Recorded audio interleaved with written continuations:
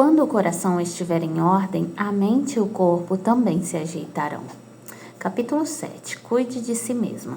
Quando pensamos em começar um novo emprego, uma das perguntas mais importantes é: que benefícios a empresa oferece? Queremos informações sobre plano de saúde, previdência privada, férias, licenças pagas e não pagas. Basicamente, nosso desejo é saber: vocês vão cuidar de mim? Essa é uma excelente pergunta, em vários sentidos, e a pergunta não verbalizada que fazemos em todos os nossos relacionamentos. Você vai cuidar de mim? Vai cumprir suas necessidades? No entanto, se você espera que a igreja, o marido e a amiga cuide de você, está prestes a sofrer uma séria decepção. A verdade é que a única pessoa que cuida de você será você mesma. Talvez essa afirmação pareça cínica, mas reflete a realidade. Minha intenção não é menosprezar as pessoas em sua vida, é dar a entender que elas não a amam como devem. Quero apenas destacar sua obrigação de cuidar de si mesma, de se responsabilizar por seu bem-estar. Cântico dos Cânticos 1,6 diz: de mim mesma não pude cuidar. Essas palavras são atribuídas a Sulamita, ao lamentar que seu trabalho na videira de outra pessoa a impediu de cuidar daquilo que era importante para ela mesma. Toda mulher pode dizer em algum momento: de mim mesma não pude cuidar, mas especialmente as esposas de pastor imersas em ministério, trabalho e questões familiares, não têm tempo de cuidar do próprio bem-estar. No entanto, anos de descuido podem resultar em consequências que nenhuma de nós deseja. Esgotamento, problemas de saúde física, emocional e espiritual e solidão. Apresento a seguir 4 áreas que precisam de nossa atenção, a fim de nos mantermos o mais saudável e disposta possível para a vida e para o ministério. Comer, dormir, exercitar-se. Rick é mestre em frases de efeito e famoso por seus provérbios. Membros da equipe pastoral competem entre si para ver quem se lembra do maior número. Meus filhos brincam com ele sem dó, sem piedade, usando frases de seus sermões para provocá-lo. Minha coleção de frases de efeito é muito menor, mas espero ser lembrada por esta. Controle as coisas controláveis e entregue as incontroláveis a Deus. Uma vez que tenho a tendência de sofrer de ansiedade e gosto de controlar tudo, essa é uma lição que preciso reaprender a cada manhã. Todas nós sabemos que é importante controlar cada elemento da nossa vida frágil. E, no entanto, muitas de nós dedicamos esforços demais ao que é incontrolável e desconsideramos o que é controlável. Há muita coisa que podemos controlar se resolvemos fazê-lo. É muito mais fácil, porém, culpar outros por sua insatisfação e infelicidade. Se meu marido, meus filhos, minha igreja fosse diferente, eu seria diferente. Talvez seja a hora de se olhar no espelho com honestidade e ver a origem de muitas das suas lutas, você mesma. Durante décadas neguei esse princípio com respeito à minha saúde física, mas especialmente quanto à alimentação, sono e atividade física. Não sou do tipo atlético. Detesto transpirar. É sério, detesto. Além disso, tive uma lesão na região lombar durante a adolescência e passei os 20 anos seguintes tratando de problemas nas costas que culminaram com 2 cirurgias para reparar os danos. Acostumei-me a tomar cuidado excessivo com minhas costas e fazer exercício sempre parecia piorar a dor. Além disso, adoro preparar sobremesas. Observe que não disse que gosto de cozinhar, gosto de fazer sobremesas. Quanto mais açucaradas, mais cheias de chocolate e mais calóricas, melhor. Bolos, biscoitos, tortas, doces, coberturas, recheios, sobremesa, de tudo um pouco. Que delícia! Um resumo. Em resumo, amo açúcar, quando um tanto de má vontade. Procurei ajuda para cuidar da minha saúde alguns anos atrás. O médico sugeriu, no lugar de açúcar, que eu usasse estévia, um adoçante natural feito de uma planta. Olhei bem nos olhos dele e declarei com veemência: prefiro ter mal de Alzheimer a abrir mão do açúcar. Como profissional competente e sereno, ele não caiu na cadeira, nem teve um piripaque. Apenas perguntou calmamente, olhando nos meus olhos também: é verdade? Sim, respondi, com certeza. E ele comentou de modo eufêmico: esse seu apego ao açúcar é forte, não? Creio que apaguei da memória o restante da conversa, pois, sem dúvida, minha declaração de amor pelo açúcar foi uma das coisas mais absurdas que já disse em minha vida. Naquele momento, porém, não tinha intenção alguma de tratar dessa questão. Para tornar meu descuido com a saúde ainda mais desastroso, naquela época eu estava tendo dificuldade em dormir, pois Mateus estava em crise. Os pensamentos de morte e as tentativas de suicídio dele estavam acabando comigo. A noite era pior, dormia com o telefone por perto, pois geralmente, quando a depressão dele se aprofundava, acostumei-me a acordar com a mais leve vibração do celular e as conversas com Mateus por mensagem de texto no meio da noite às vezes se estendia por horas. Mesmo quando não conversávamos ou trocávamos mensagem, parecia impossível acalmar a angústia e a ansiedade que sentia por meu filho querido. Creio que passei anos sem dormir uma noite inteira.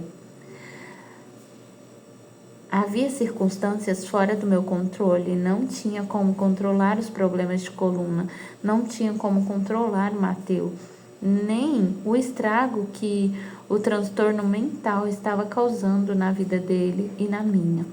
Não tinha como curá-lo e torná-lo normal, às vezes não tinha nem mesmo como consolá-lo. Deixei que as coisas incontroláveis começassem a controlar aquilo que era controlável. Isso sem falar nas coisas que eu podia controlar, mas simplesmente não queria. Passei a levar a sério o cuidado com o meu bem-estar porque desejo ter uma vida e um ministério longo. Perguntei-me como seria verdadeiramente agir com conformidade com Romanos 12:1 e oferecer meu corpo a Deus como sacrifício vivo. Que mudanças isso traria? O que seria necessário fazer para tornar meu corpo mais forte e mais saudável a fim de aumentar minha capacidade física de servir ao Senhor? Comecei a prestar atenção em minha alimentação, quantidade, qualidade e tipo. Meus hábitos alimentares não são rígidos, mas tenho consciência de que a comida pode ser uma grande aliada na tarefa de me manter saudável ou uma grande inimiga para a boa saúde. Comecei a caminhar com frequência e a fazer pilates 2 vezes por semana, bem como alguns exercícios baseados em biomecânica.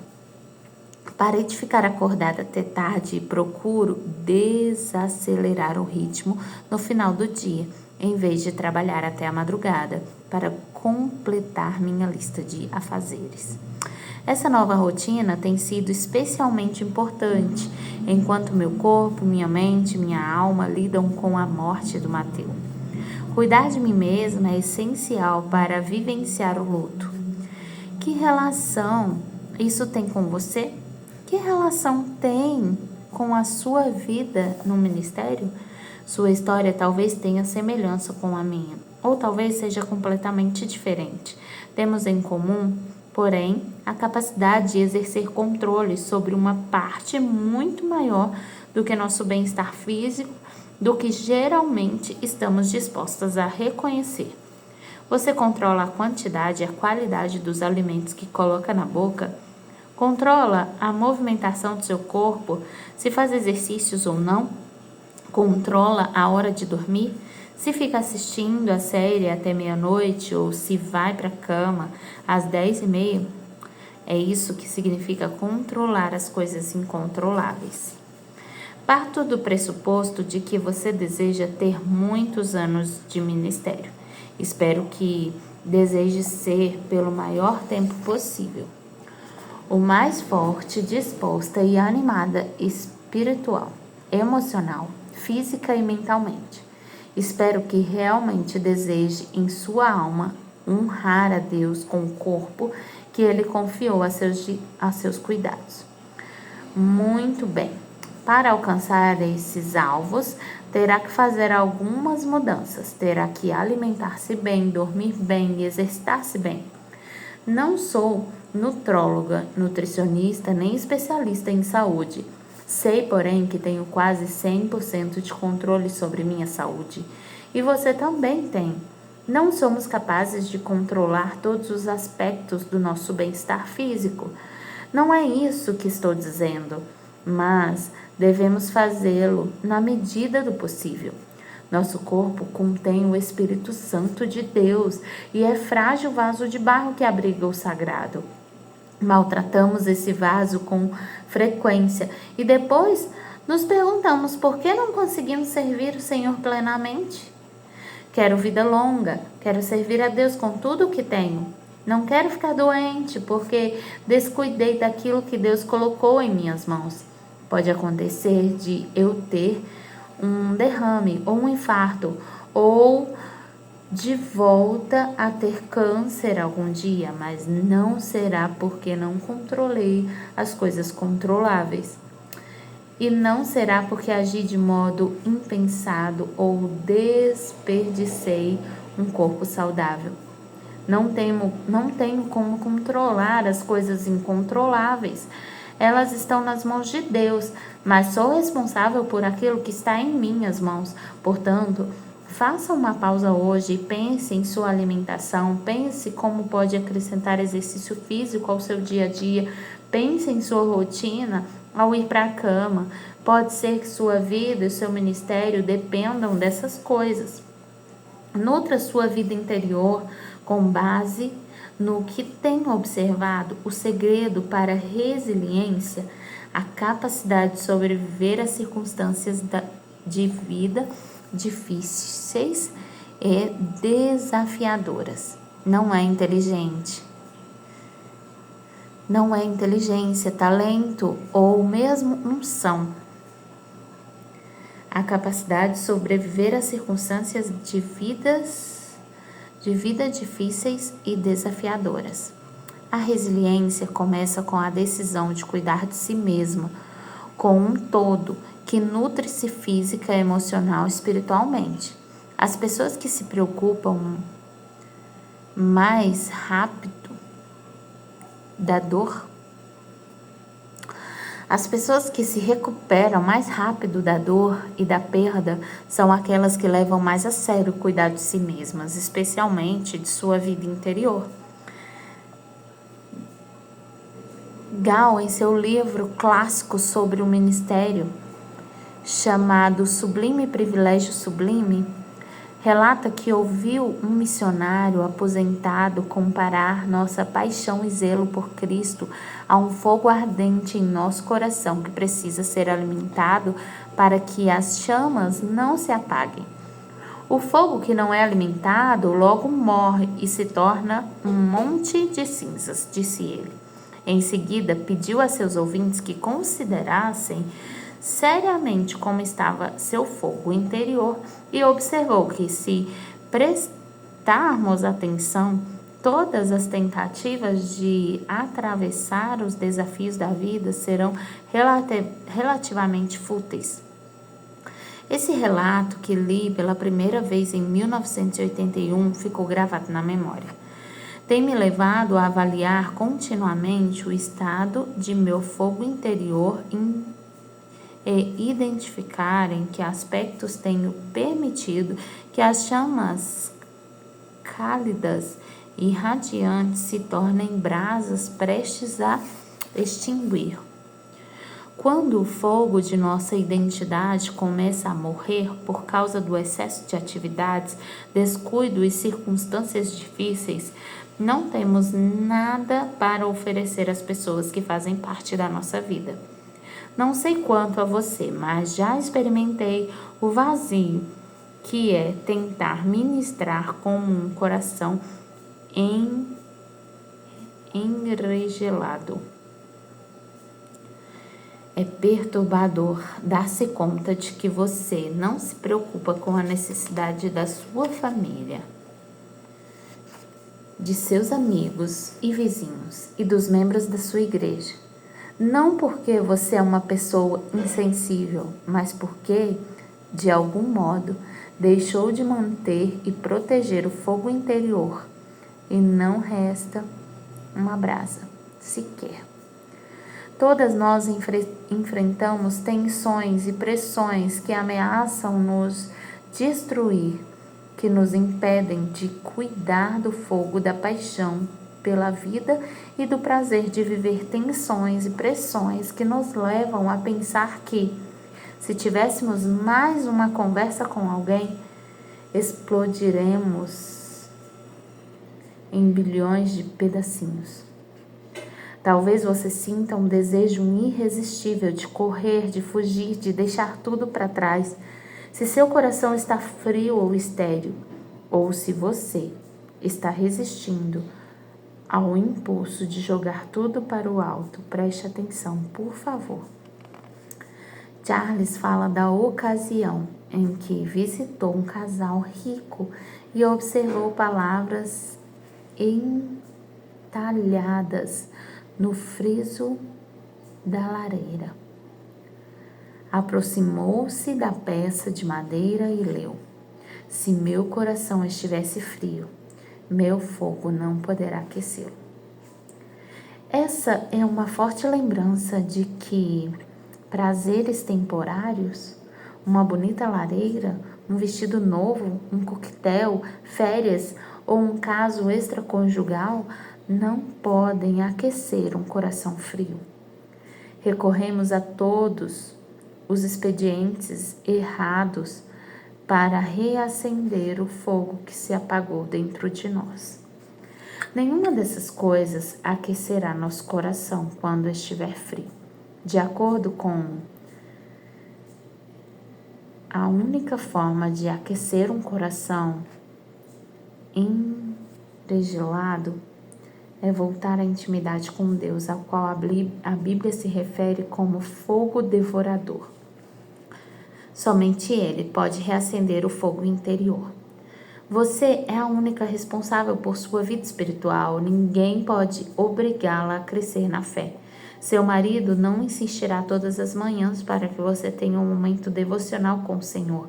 Ele não pode memorizar versículos por você. Não pode lhe dar um coração rendido ao Senhor. Você é a única pessoa que pode cultivar profundamente a profundidade da alma em seu interior. Cabe a você participar da videira com toda a sua vitalidade e permanecer em Cristo. Jesus disse: permaneçam em mim e eu permanecerei em vocês. Pois assim como o ramo não pode produzir frutos, se não estiver na videira, você também não poderá produzir frutos, a menos que permaneçam em mim. Sim, eu sou a videira, vocês são os ramos.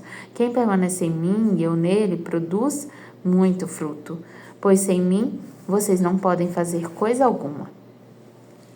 Minha filha Amy, esposa de pastor, tem doença de Lyme. uma enfermidade crônica com a qual ela luta há muitos anos.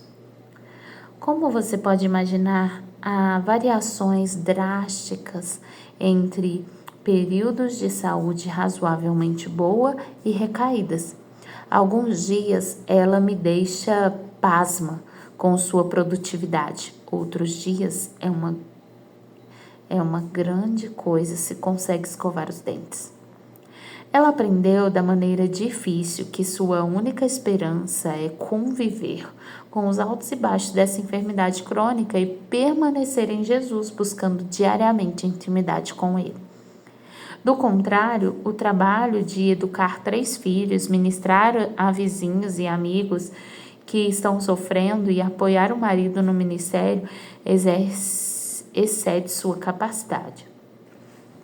Ame diz, o cristianismo é uma obra que acontece do lado de dentro.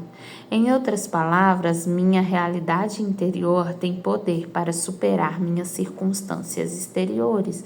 Se eu escolher aprender os caminhos de Deus, à medida que as circunstâncias difíceis se acumularam ao longo dos anos, tive de fazer a escolha de buscar espiritualmente os lugares subterrâneos, por assim dizer, a fim de sobreviver. A realidade acima do solo tem sido tão difícil, assustadora e aparentemente desesperadora, que me recolhe para um espaço com Deus. Em minha alma é uma necessidade. Ali onde seria de supor que haveria escuridão, encontrei luz. Encontrei Jesus pronto a me fortalecer e me controlar, a me conceder sua paz e alegria. À medida que minha condição física melhora, o desafio é permanecer nesse lugar de intimidade com Jesus.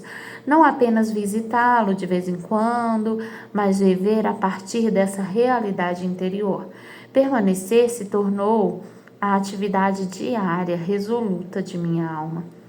Talvez você tenha dado atenção ao corpo, à mente, à alma.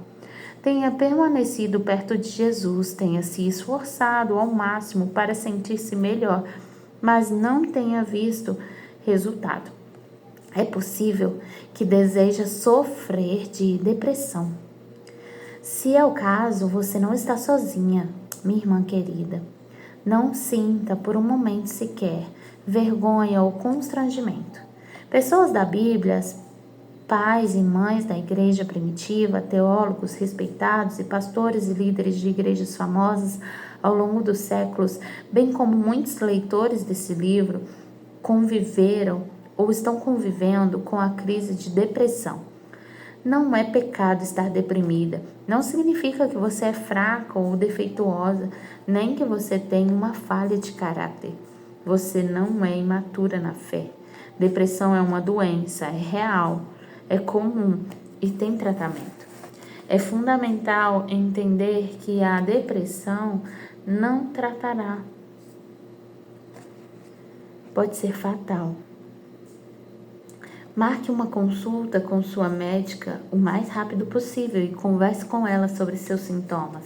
Talvez ela peça exames laboratoriais para verificar diversas questões que podem estar afetando seu humor e a encaminhe a um psiquiatra para uma avaliação mais detalhada. Talvez recomende algum medicamento que a ajude a administrar a profunda melancolia que a depressão pode causar. Qualquer que seja o caso, não tenha medo de conversar com o seu médico.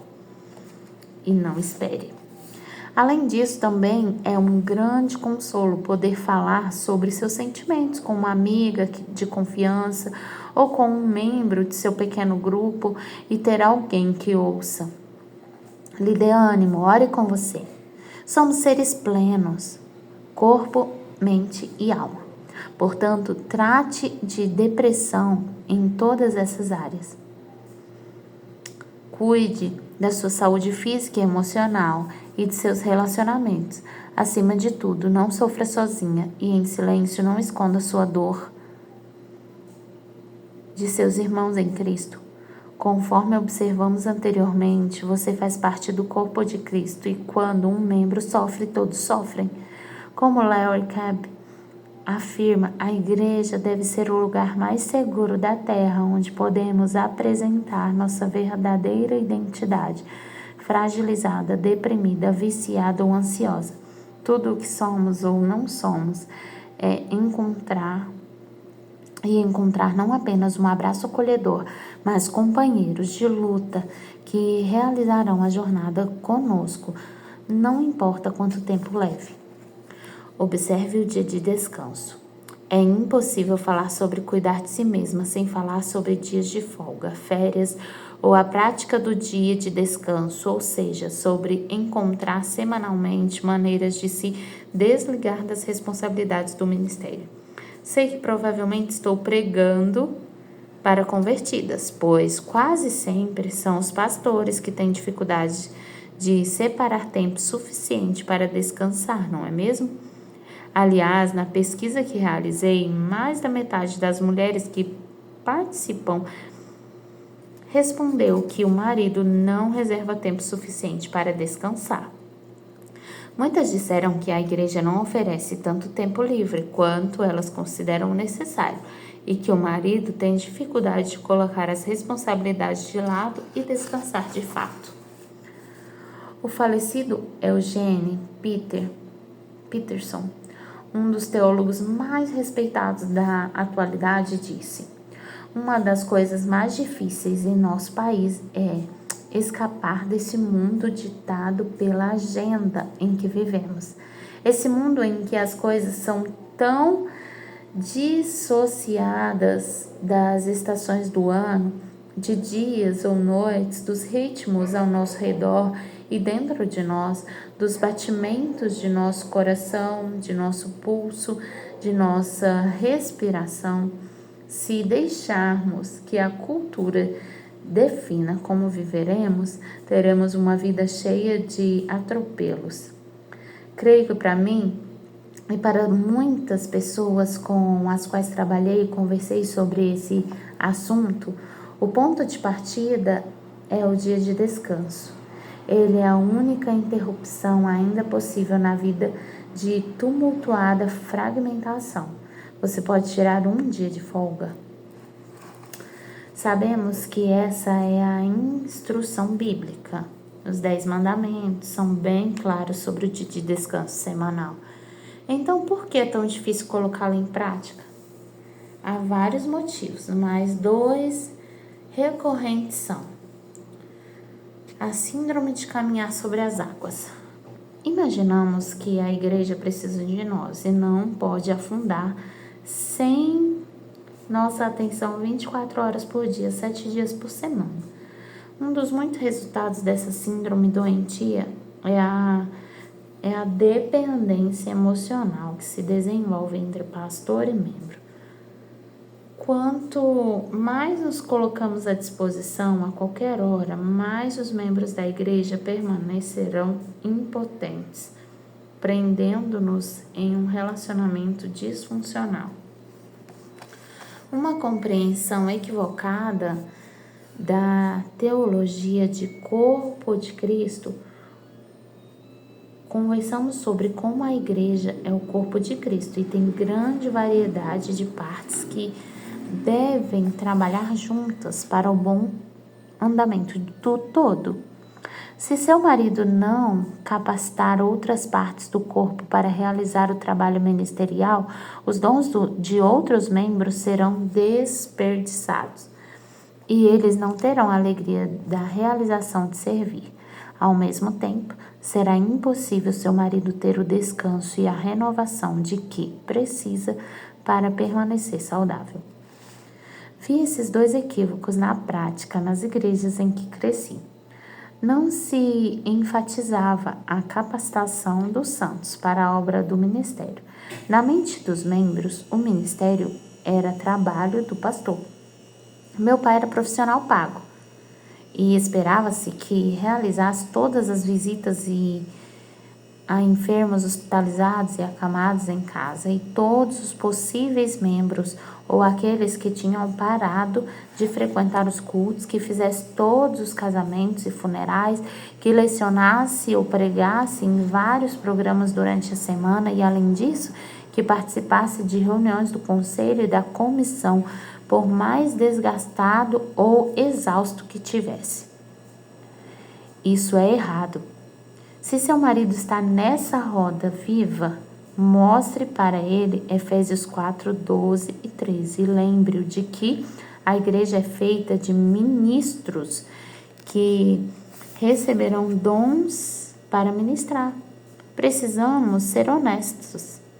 Ainda a respeito do outro possível obstáculo para dias de folgas, férias, que não é de ordem teológica, mas é bastante real.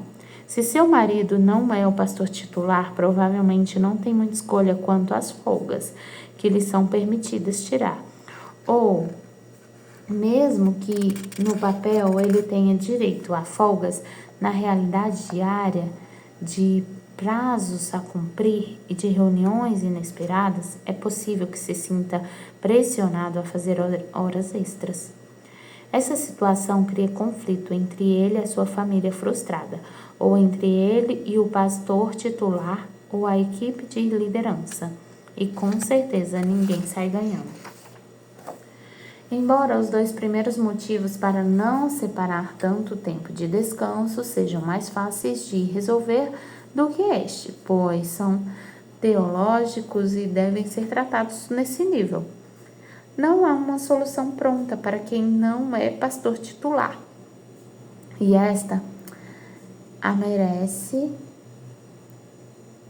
de seus superiores. Cada situação é diferente e exige uma abordagem específica ao tratar com quem define os períodos de férias e descanso. Creio, porém, que sua principal responsabilidade diz respeito à capacidade de seu marido de ter um ministério duradouro e a saúde e bem-estar de sua família. Se precisarem trocar de igreja, troquem de igreja. Na medida do possível, coloque sua família em uma igreja com valores semelhantes aos seus a respeito da saúde espiritual, emocional e física em longo prazo.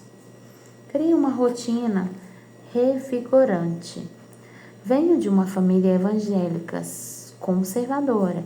Isso significa que nossos rituais no domingo eram bastante simples e, em sua maior parte, eram uma lista de negativas. Não vá ao shopping, não vá a restaurantes, não vá ao cinema, não jogue cartas. Sem dúvida, o domingo não era um dia de descanso em nossa família. A menos que você conte o cochilo da tarde como escola dominical, culto matinal e culto vespertino. No dia de descanso era as segundas-feiras. Quando criança, eu imaginava que todos os pais tinham folga na segunda. Era uma época de mais simplicidade. Estacionávamos o carro perto de um centro comercial e ficava observando o movimento. Estou falando sério. Cada um comprava um hambúrguer simples com fritas na lanchonete e depois um sorvete pequeno de sobremesa. E assim passávamos horas fazendo suposições divertidas sobre as pessoas que observávamos. E o que você faz quando não tem dinheiro para gastar no shopping? Também fazíamos muitos piqueniques e acampávamos nas segundas-feiras, eram para observar as pessoas. Rick e eu demos continuidade à tradição de descansar na segunda-feira.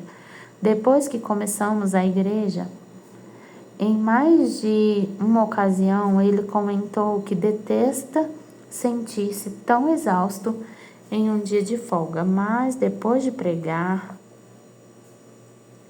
em até 6 cultos a cada fim de semana, está acabado e precisa encarecidamente de descanso. Rick reconhece que, para ser completamente honesta, às vezes eu não fico atrás. Não era o caso, mas mudei quando comecei a trabalhar em período integral depois que nossos filhos saíram de casa. Envolvo-me tanto quanto Rick com prazos a cumprir, os projetos que exigem minha atenção e as mensagens que tenho de preparar. Esse é um dos motivos pelos quais sempre tiramos um dia por semana para descansar. Sempre. Também é um motivo pelo qual sempre separamos o mesmo dia da semana, a menos que haja algum motivo muito premente para mudá-lo. Descobrimos que, se pretendemos tirar algum dia de folga na semana, mas não agendamos um dia específico, sempre surgem reuniões, compromissos ou tarefas importantes que empurram o dia de descanso para a semana seguinte, ou seguinte, ou seguinte. Por isso, reservamos as segundas-feiras. Quando nossos filhos eram pequenos, cuidávamos das crianças dos vizinhos e eles das nossas, para ter umas poucas e maravilhosas horas a sós como casal. Depois que as crianças começaram a ir para a escola, as noites de segunda-feira se tornaram a noite da família, um tempo sagrado, ao qual quase inviolável. Nossos filhos se revezavam para escolher o cardápio do jantar e as atividades, desde cachorro-quente, seguidos de videogame, hambúrguer no quintal, seguidos de jogos de tabuleiro e mais uma porção de combinações. A noite da família nunca foi uma programação dispendiosa. Seu valor consistia em passar tempo juntos. Hoje em dia, Rick fica feliz da vida quando trabalha no jardim, cuidando das nossas plantas, hortaliças, deixando a mente descansar em serena comunhão com Jesus e sem precisar falar. Se ele tiver terra, uma pá e algumas sementes, desliga-se do resto do mundo. Uma caminhada, uma ducha, algo apetitoso para comer e tempo a sós comigo, e ele está pronto para voltar a todo vapor na terça-feira. Visto que temos cultos aos sábados e domingo, comecei a frequentá-los com meus filhos e netos, o que me permite pela primeira vez em toda a minha vida ficar em casa nas manhãs de domingo. Vou lhe dizer, é a mais absoluta e pura felicidade. É o único momento da semana em que fico sozinha e aproveito ao máximo cada minuto. Criei rituais que tornam essas poucas horas mais ricas de significado e renovação. Tenho até uma caneca especial para beber chá nesses momentos. Ela traz estampadas palavras tranquila com as manhãs de domingo. É um tanto irônica, manhãs de domingo tranquilas? Não uso essa caneca nenhum outro dia. Ela é reservada para o meu tempo de descanso aos domingos. Antes que você me odeie por eu ter tempo para mim mesma nas manhãs de domingo, deixe-me dizer que tenho plena consciência de que a vida e as circunstâncias podem sofrer outra mudança drástica a qualquer momento e possibilitar manter esse período de descanso. Quanto tempo está bom? O que acontece com frequência? Dou uma caminhada, observo os pássaros disputarem espaço nos galhos das árvores, fecho os olhos e procuro identificar sons e odores que talvez passem despercebidos quando estou com os olhos abertos. Sento-me em silêncio e observo os sussurros da presença de Deus ao meu redor. Muitas vezes também sento-me no piano e vou tocando. Começo na primeira página do inário e toco até um terço ou metade dele. Toco e canto até que meus dedos e punhos comecem a doer e minha voz fique rouca, ou até ter chorado o suficiente. Às vezes as lágrimas vêm porque tenho uma lembrança associada a determinado hino. Às vezes choro porque a letra fala de modo profundo a respeito da esperança do céu. Às vezes simplesmente fico maravilhada com quem Deus é e com o fato de que Ele me ama. Então começo a andar pela casa fazendo pequenas tarefas. Coloco algumas roupas para lavar, ajeito algumas coisas e procuro uma receita que esteja com vontade de experimentar. Mas tudo em ritmo tranquilo, sem pressa, com tempo para me dedicar e refletir. Em poucas horas estou renovada, pronta para interagir novamente com a família e os amigos e o mundo. Você tem rituais que tornam o seu dia de descanso santo, separado, desligado da igreja? Rotinas que a distanciam da vida diária e de responsabilidades de sempre? Oportunidades de se calar e de se aquietar? Momentos para realizar atividades que a revigoram? Em Marcos 6,31, Jesus nos chama a descansar. Jesus lhes disse: vamos sozinhos até um lugar tranquilo para descansar um pouco, pois tanta gente ia e vinha que eles não tinham tempo nem para comer. Você consegue ouvir o convite de Jesus nesse versículo? Em vez de repreender os discípulos por não realizarem mais atividades, por não organizarem mais um evento para as multidões, ele vê o cansaço e a necessidade que eles têm de estar sozinhos com ele em um lugar tranquilo para que possam descansar.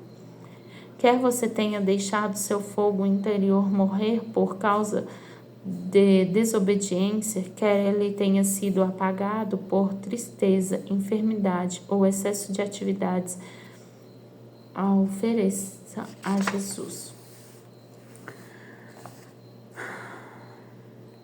Faça isso por você, sem o barulho e o caos da vida diária. Por favor, descanse. Peter, autor de Espiritualidade Emocionalmente Saudável, diz: imitamos Deus quando suspendemos nosso trabalho e descansamos. Posso estar errada a respeito do que direi agora, mas não creio que esteja. Tirar um dia de folga e enchê-lo de atividades é contrário ao espírito do dia de descanso, que consiste em um tempo de quietude e repouso de atividades. Tenho consciência de que minha ênfase pessoal é sobre ser um lugar em lugar de fazer, e de que pessoas com uma personalidade mais ativa talvez argumentem que se sentem mais próximas de Deus quando estão fazendo algo. Não há nada de errado em realizar atividades divertidas em seu dia de folga, mas tenho dificuldade de acreditar que apenas arrumar os armários ou ir ao cinema com os amigos expresse a essência do dia do descanso. Em alguns momentos, as 24 horas de descanso, as atividades, o barulho, a produtividade e as interações precisam cessar. E isso inclui desligar todos os equipamentos eletrônicos.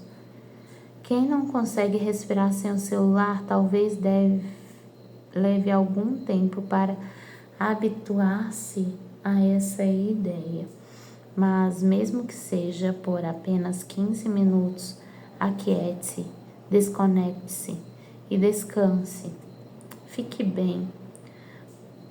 Anos atrás, Rick e eu compramos de uma senhora idosa um carro usado com baixa quilometragem. Levamos o carro para Tijuana, no México, para retocar a pintura e colocar bancos de couro novos, em um preço camarada. Por isso, o carro recebeu o apelido de afetuoso de La Bamba. Certo dia, observamos que uma bolha havia se formado no pneu da frente, do lado do motorista. Estava crescendo e parecia prestes a explodir.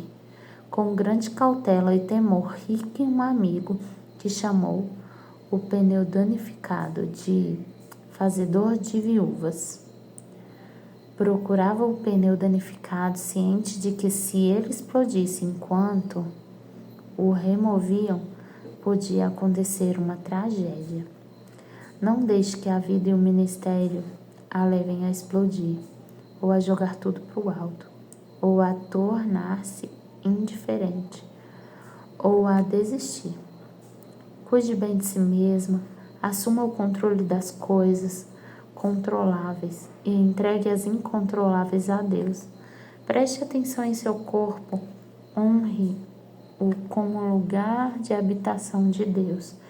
Preste atenção em sua alma, alimente as chamas do entusiasmo por Jesus para que o fogo cálido da intimidade continue a arder intensamente, um ano após o outro. Fique atenta para que sua vida emocional crie espaço para atividades que a revigorem. Preste atenção em sua mente, suas emoções e procure ajuda se a depressão ou ansiedade se instalarem. Procure encorajamento, tempo sem interrupções para estar com seu marido e para vocês dois estarem com seus filhos, a fim de que possam ser reabastecidos e restaurados. Lembre-se do dia de descanso ao mantê-lo santo. Fique bem, minha irmã.